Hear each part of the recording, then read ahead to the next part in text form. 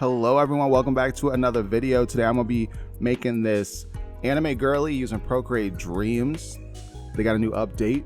Figured I'd give it a legitimate shot, and this is what we gonna do today.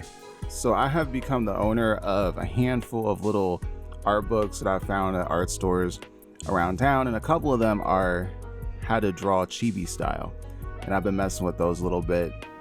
It's not sponsored, so I'm not gonna say what the books are, but they are good books, and if you draw anime characters you probably have them. But I went about, found a couple, thought, let me give it a shot, and I like this one. It's cute. It is. I don't know what else to do with this art style because I'm not trying to create a whole ass anime or anything, but I could if I wanted to. The potential is really where the power is. So what I'm doing right now is proving a point to anybody who thinks I couldn't. Watch me, because I'm about to. She's gonna be real cute. She's gonna be black. She's gonna be my shade of black, but black all the same. And she's gonna have cute little heart eyes, as well as a pretty little dress. And she's gonna have a cookie. And her hair is gonna be flipping in the wind, as well as her dress just a little bit. And that's all that's going to be happening. In this video footage, I did not animate the mouth chewing the cookie. I did on Instagram, so if you want to check that out, check me out on Kozzie T on Instagram, and you can see that mouth animation chewing the cookie. Exclusive Instagram content, y'all. Go check it out. Oh my god, and you won't believe it. It's so good. But this here, I forgot to do that, and the video is already edited, and it is what it is. We are going to move on, but it's not that deep. So I don't know what pencil I'm using. I think it is the 6B, because that's the pencil that I'm always using in Procreate. Despite all their new brushes, it is the one that I've become accustomed to. And the outline for the girl is like a light purple, maybe like a medium purple. It varies in hue depending on where you are, because as the values change throughout the drawing, it looks lighter or darker. The magic of colors, if you will. A solid black outline is always good, but sometimes I like to switch it up, and it looked good. It looked good here. All right, if you hear any jingling in the background, I got cats acting a fool, and I don't know if I got to intervene or not. This was a cozy little drawing. I filmed this back in November, believe it or not, and I've been sitting on this video for a long time. And the only reason was because I was really scared to animate it, because are you kidding me? What you mean her hair is going to be flipping in the wind and it's going to look good? That was kind of what had me fucked up.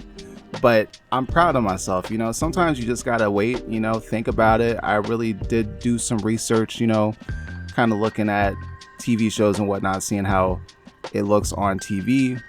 So for the animation part, I'm just drawing each little part of the hair flip, and I'm gonna use this side for the other side by copying and pasting it.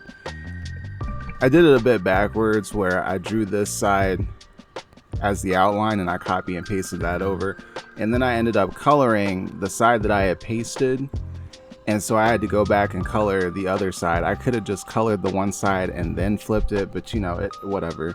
So I'm gonna fill in kind of where it changes. As the kids say, things are nuanced. So there's some nuance going on with the hair on the other side, and I gotta fill that in so it makes sense, because the wind is blowing the one direction, and I just want to make sure it looks like it's coming out that side of the scrunchie.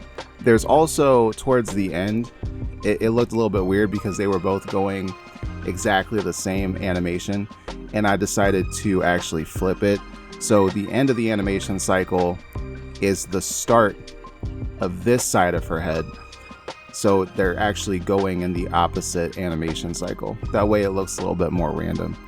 And I strayed away from strands of hair, and I just kept it to the ponytails. It's fine. So that's the hair story, and it looks good. It's fun, and I like it.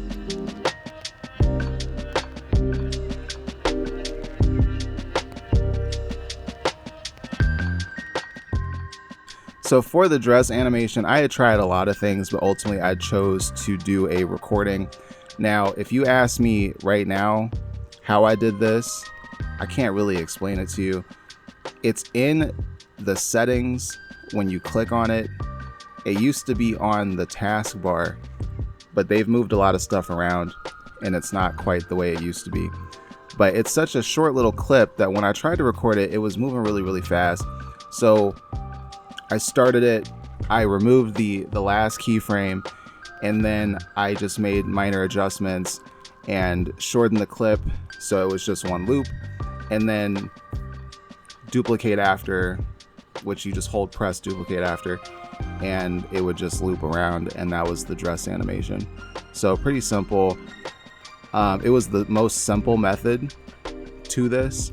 Because the dress was moving, I hadn't fully drawn her legs yet, so I had to draw in parts of her legs that were missing when the dress was moving, and that's the last part that I did. It was pretty quick. I didn't include all the footage because who cares?